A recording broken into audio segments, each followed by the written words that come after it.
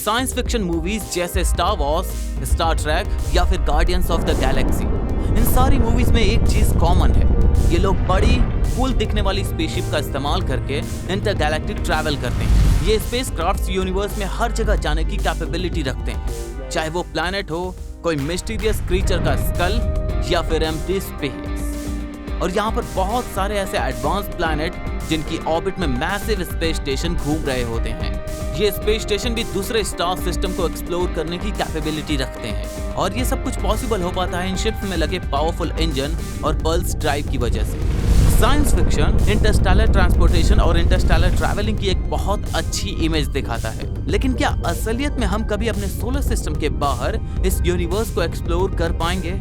क्या हम कभी इतने एडवांस पावरफुल शिप्स बना पाएंगे? इससे पहले समझते हैं कि आखिर नासा और दूसरी एजेंसीज ने अब तक कितने स्पेस मिशन कर चुकी है जो इंटरस्टेलर स्पेस में ट्रैवल करने का पोटेंशियल रखते हैं। और आपको सुनकर हैरानी होगी कि पास्ट में नासा ने कई ऐसे मिशन लॉन्च किए हैं जो कुछ सालों बाद हमारे सोलर सिस्टम की बाउंड्री से बाहर निकल जाएगा। और इनमें से कुछ स्पेसक्राफ्ट तो बहुत ही ज्यादा यूनिक है। इनका डिजाइन और इनकी इंजीनियरिंग इन्हें लाइट की स्पीड से भी ज्यादा तेज चलने की ताकत देती है। उसके बारे में भी हम आगे बात करेंगे। लेकिन नासा ने 1972 में एक मिशन लॉन्च किया था जिसका नाम पायनियर 10 था। इस प्रोब को नासा ने हमारे सोलर सिस्टम के सबसे बड़े प्लैनेट जुपिटर से फ्लाई बाय करने के लिए डिजाइन किया था। पायनियर 10 वो फर्स्ट मैन मेड ऑब्जेक्ट था जिसने जुपिटर के आइसी मून से फ्लाई बाय किया था। लेकिन इसकी जर्नी यहीं खत्म नहीं हुई। जुपिटर को स्टडी करने के बाद पायनियर ने मेन एस्टेरॉयड बेल्ट और सोलर सिस्टम के सबसे छोटे प्लैनेट को पास करके आगे चला गया और उसने कई एस्टेरॉइड्स, कॉमेट्स और आइसी बॉडीज को डिस्कवर किया जो कि हमारे सोलर सिस्टम की आउटर लिमिट पर है। इसने यहाँ पर हमारे सन की सोलर विंड को स्टडी किया जो कि नासा को क्रूशियल इंफॉर्मेशन प्रोवाइड की जिसकी मदद से फ्यूचर इंटरप्लैनेटरी मिशंस को आसान बनाया जा सके। पायनियर 10 मिशन ऑफिशियली 1997 में खत्म हो गया और अब ये ऐसे ही हमारी अर्थ से बिलियंस ऑफ माइल्स दूर एम्प्टी स्पेस में ड्रिफ्ट कर रहा है एक नई स्पीशीज की तलाश में। ये पायनियर 10 ही है जो कि एक गोल्ड आयोनाइज्ड एल्यूमिनियम प्लैग को कैरी कर रहा है जिसके अंदर ह्यूमैनिटी की लोकेशन डिस्क्राइब की गई है। अगर कभी ये प्रोब ऐसे ही स्पेस में ड्रिफ्ट करता हुआ किसी लाइफ फॉर्म को मिला तो शायद वो इसे समझ पाए और उन्हें पता चले कि हम इंसान कहाँ रहते हैं, या फिर उन्हें ये भी पता चल जाए कि यहाँ पर उनके अलावा और भी स्पीशीज रहती हैं। पायनियर 10 एक रेड स्टार की तरफ जा रहा है जिसका नाम एल्डेबरान है। इसे वहां तक जाने में अप्रोक्सीमेटली 20 लाख साल लग जाएंगे। इसके बाद 1973 में पायनियर 11 को लॉन्च किया गया जो कि इंटरस्टेलर स्पेस में ट्रैवल करने के लिए बनाया गया था। पायनियर 11 सेकंड गोल्डन प्लैग को कैरी कर रहा है और ये मिशन भी 1995 में खत्म हो गया। अब ये दोनों शिप्स एक घोस्ट शिप्स की तरह हैं जो कि इस गैलेक्सी में ऐसे ही ड्रिफ्ट हो रही हैं और इन दोनों शिप्स से हमारा कॉन्टेक्ट टूट चुका है। पायनियर 11 से पहले नासा ने 2 और स्पेसक्राफ्ट को लॉन्च किया था जिसका नाम वॉयेजर 1 और वॉयेजर 2 था। ये दोनों स्पेसक्राफ्ट हीलियोस्फीयर की आउटर लिमिट तक फ्लाई करने के लिए डिजाइन किए गए थे। हीलियोस्फीयर हमारे सोलर सिस्टम के अराउंड एक बबल है जो कि हमारे सन की मैग्नेटिक फील्ड का एज है। ये बबल कॉमनली स्टेलर और इंटरस्टेलर स्पेस की बाउंड्री को डिफाइन करता है। जब वॉयेजर 1 यहाँ से ट्रैवल कर रहा था तब उसने यहाँ पर बहुत सारी इमेजेस ली और यहाँ अर्थ पर भेजी। इसने यहाँ पर बड़े खूबसूरत गैस जाइंट की क्लियर इमेजेस ली और इसने जुपिटर के मून्स के ऊपर एक्टिव वोल्केनोस के बारे में भी बताया। इसने दिखाया कि सैटर्न की रिंग्स बहुत खूबसूरत हैं। इसी तरह वॉयेजर 2 ने यूरेनस और नेपच्यून को स्टडी किया। साल 2012 में वॉयेजर 1 हीलियोस्फीयर को क्रॉस कर चुका है और अब वो एक इंटरस्टेलर स्पेस प्रोब बन चुका है। ये सारे प्रोब ऐसे ही स्पेस में तैर रहे हैं एक नई लाइफ, एक नई सिविलाइजेशन की तलाश में। लेकिन ध्यान से देखें तो ये सारे प्रोब बहुत स्लो हैं और इनके अंदर टेक्नोलॉजी का कुछ खास इस्तेमाल नहीं हुआ है। तो इसके बाद क्या? इसके बाद यहाँ पर निकल कर आता है चैप्टर 2 थ्योरेटिकल स्पेसक्राफ्ट।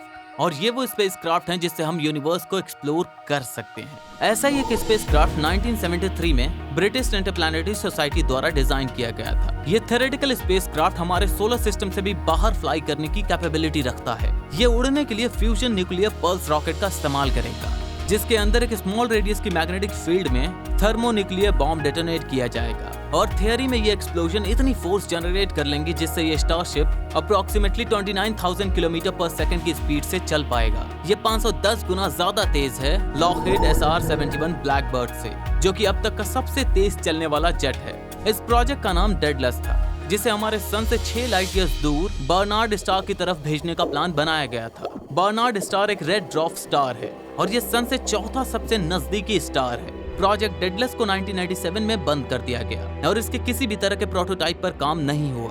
ये वो प्रोजेक्ट था जो बस थियोरी और पन्नों में ही रह गया, लेकिन ये प्रोजेक्ट एक क्रूशियल एक्सपेरिमेंट था जिसने ये साबित कर दिया कि इंटरस्टेलर ट्रैवल पॉसिबल है। बस हमें एक अच्छी टेक्नोलॉजी चाहिए। इसके बाद नासा ने एक और प्रोजेक्ट को इनिशिएट किया जिसका नाम था प्रोजेक्ट लॉन्ग शॉट। ये एक थ्योरेटिकल स्पेसक्राफ्ट जिसे अल्फा सेंटोरी बी की ऑर्बिट में जाने के लिए बनाया गया था। इस स्टार का मास और डायमीटर बिल्कुल हमारे सन की तरह है और ये एक ट्रिपल स्टार सिस्टम है। ये हमारी अर्थ से 4.3 लाइट ईयर्स की दूरी पर है और इस थ्योरेटिकल स्पेसक्राफ्ट को वहां तक जाने में लगभग 100 साल लग जाएंगे और वहां से अर्थ तक डाटा पहुंचाने में और 4 साल लगेंगे। इसके बाद नासा ने एक और न्यू इंटरस्टेलर शिप को डिजाइन किया था जिसका नाम न्यू होराइजन था। ये 2006 में लॉन्च हुआ था और 2015 में प्लूटो से फ्लाई बाय हुआ और 2018 में ये काइबर बेल्ट तक पहुंच गया और इसने यहाँ पर ऐसे छोटे वर्ल्ड्स की स्टडी की जो रॉक्स और आइस से बने थे। इस मिशन की इंफॉर्मेशन में नासा को हमारे यंग सोलर सिस्टम के फॉर्मेशन के ग्लिम्स मिले और शायद 2043 में new horizon spacecraft Interstellar space में एंटर कर जाए, जहाँ पर ये हीलियोस्फीयर के बाहर स्पेस को डिटेल में स्टडी कर पाएगा। और इसके बाद नासा का अगला स्पेसक्राफ्ट 2030 से पहले लॉन्च नहीं होगा, लेकिन ये एक बहुत इंटरेस्टिंग मिशन होगा। ये 800 किलोग्राम का एक न्यूक्लियर पावर स्पेसक्राफ्ट होगा जो कि जुपिटर के मैग्नेटिक फील्ड का इस्तेमाल करके फ्लाई बाय करेगा और उसके बाद सन की मैग्नेटिक फील्ड का इस्तेमाल करके बूस्ट जनरेट करेगा। इसे स्लिंग शॉट भी कहते हैं। जैसे हम गुलेल में पत्थर फंसाकर उसे खींच कर मारते हैं तो पत्थर बिना किसी पावर का इस्तेमाल किए बहुत दूर तक जाता है। इसे ही कहते हैं स्लिंग शॉट। और ये स्पेसक्राफ्ट सन की ग्रेविटी का इस्तेमाल करके फ्लाई बाय करेगा, बिल्कुल उस पत्थर की तरह। इससे ये स्पेसक्राफ्ट बहुत ही जल्दी हमारे सोलर सिस्टम से बाहर निकल जाएगा। इस स्पेसक्राफ्ट का नाम है इंटरस्टेलर प्रोब और ये प्रोब 92 बिलियन माइल्स ट्रैवल कर लेगा सिर्फ 7 सालों में। ये 79 बिलियन माइल्स ज्यादा दूर चला जाएगा वॉयेजर 1 और वॉयेजर 2 से, वो भी बहुत कम टाइम में। इसे ही कहते हैं एक अच्छी टेक्नोलॉजी सब कुछ चेंज कर सकती है। इसके बाद एक और प्रोजेक्ट जिसका नाम था ब्रेक थ्रू स्टार शॉट, जो कि प्रोक्सिमा सेंटोरी बी की तरफ फ्लाई बाय करने वाला है, जो कि हमारी अर्थ से 4.2 लाइट ईयर्स दूर है।